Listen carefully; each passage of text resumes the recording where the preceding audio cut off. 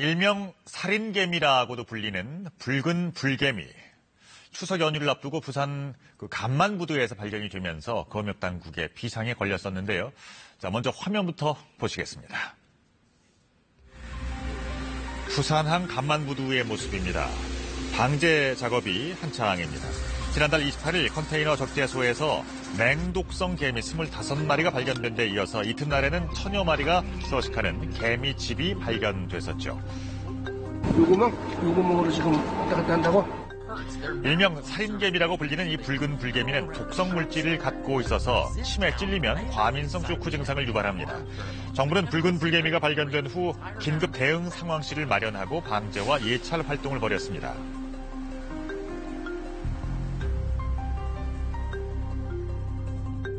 일대 조사를 실시할 계획입니다. 추가로 불개미가 들어올 수 있는 가능성이 있는 전국의 22개 공항만에 대해서도 추가로 이제 조사를 해나갈 계획이고요.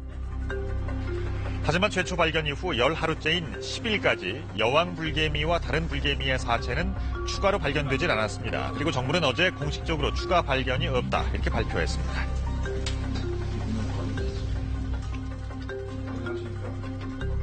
부산항 배후 지역을 포함한 간만부두 및 전국 34개 주요 항만 등을 조사한 결과 외래 불개미의 추가 발견은 없었습니다. 네, 지난 추석 내내 많은 사람들을 불안하게 만들었던 붉은 불개미. 이 추가로 발견되지는 않았습니다만은 이 개미들이 어디서 왔는지, 그리고 또 어디에 자리를 잡고 어디까지 퍼졌는지, 여왕개미가 살았는지 죽었는지 아직까지 답을 찾지 못하고 있습니다. 정부 합동조사에 참가한 개미 전문가와 자세한 얘기 나눠보겠습니다. 상지대 산림화학과 유동표 교수님 전화로 만나보죠. 안녕하십니까? 예, 안녕하십니까? 예. 우리나라에서 이런 붉은 불개미가 발견된 건 처음이었죠? 예, 처음이었습니다. 발견 당시 얘기를 좀 해주시겠습니까? 발견 당시 처음에 이제 전날 저녁에는 제가 먼저 동종을 하고 이게 붉은 불개미인 줄 동종을 한 후에 이제 활동을 해야 하기 때문에요. 네. 첫날은 그 저녁에 동종하고 붉은 불개미를 확인하고 서식지로 저희가 이동하게 됐습니다. 예. 간만부두에 도착해서 서식하고 있는 걸 보고 굉장히 처음엔 놀랐었습니다. 네. 지금 사진을 보면 그러니까 컨테이너 주변에 네네. 샅샅이 지금 땅을 파고 계시는데요. 저렇게 해서 발견하는 겁니까? 예, 아니 서식하고 있는 거를 직접 보는 거고요. 지금 땅이라고 보이는 거는 콘크리트 밑에서 있는 흙들이 개미가 이제 올려놓은 그런 흙들입니다. 나머지 그 주변은 다 아스팔트입니다. 저 정도면은 서식 규모가 상당했겠는데요. 천여 마리 정도밖에 살 수 없는 게 실제로는 흙이 많이 나와 있는 거지 그 안은 공간은 아스팔트의 좁은 면적의 개미들이나 애벌레들이 있는 그런 실정이었습니다. 네. 그렇군요. 지금 보이는 빨간색 개미가 네네. 직접 찝으신 붉은 불개미인 거죠? 예, 그렇습니다. 예.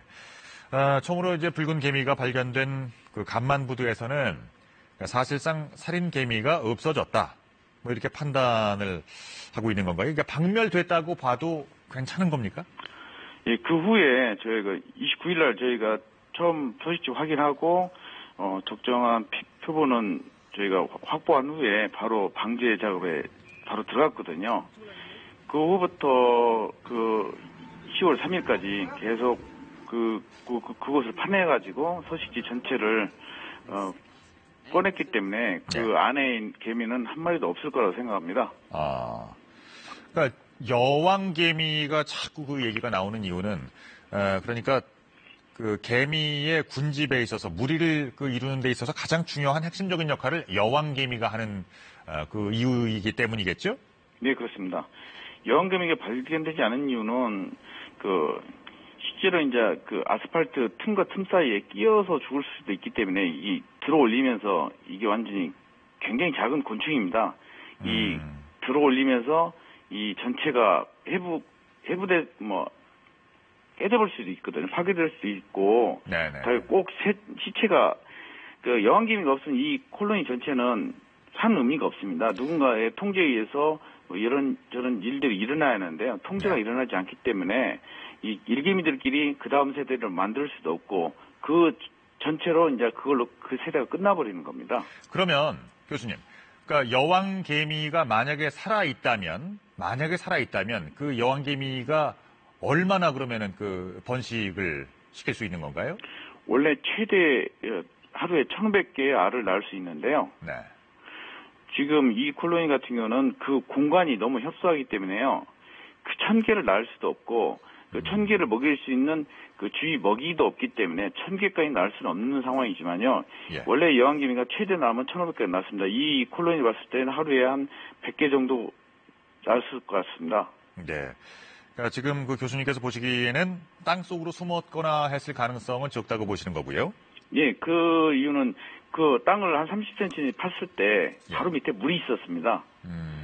그 물 밑으로는 더 이상 들어갈 수 없는 거고요. 예. 그 다른 지역은 또 아스팔트로 다 포장돼 있었기 때문에 또 더 이상 갈 수 없습니다. 네, 교수님.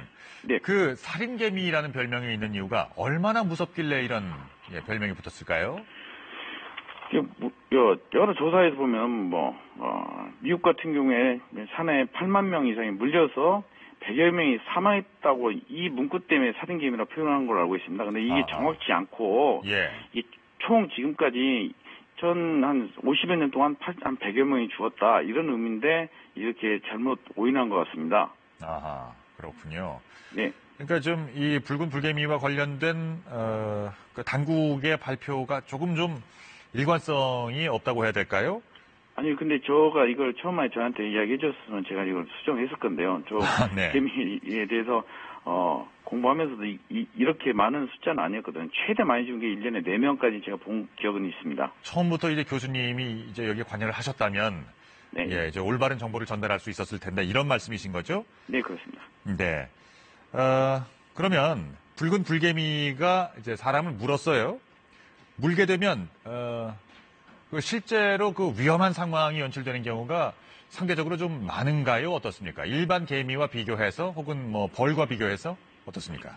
벌과 비교하면 우리 꿀벌한테 쏘였을 때 1 정도 피해를 받는다면 이 불개미한테 쏘였을 때 0.2 정도밖에 안 됩니다. 아, 그 벌의 독성의 5분의 1에 불과하군요. 네, 그렇습니다. 그런데 이렇게 그 독성이 과대하게 과장돼서 좀 알려졌을까요? 어쨌든 그 우리나라에 이제 외래종 생물이 들어와서 토종을 몰아내고 정착한 그 생물군들이 있잖아요. 네, 그렇습니다. 뭐 황소개구리라든지 이제 예. 뭐 블루길이라든지 네. 우리나라 생태계에 만약에 이게 이제 살아남아서 어딘가에서 번식을 한다면 우리나라 생태계에 지대한 영향을 미칠 수도 있겠죠.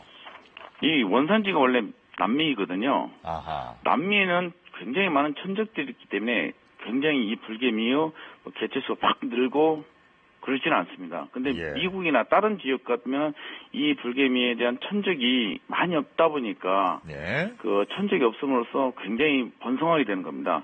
예. 그 원산지에서는 굉장히 조절이 잘 되는 그런 개미 중에 하나입니다. 예. 예.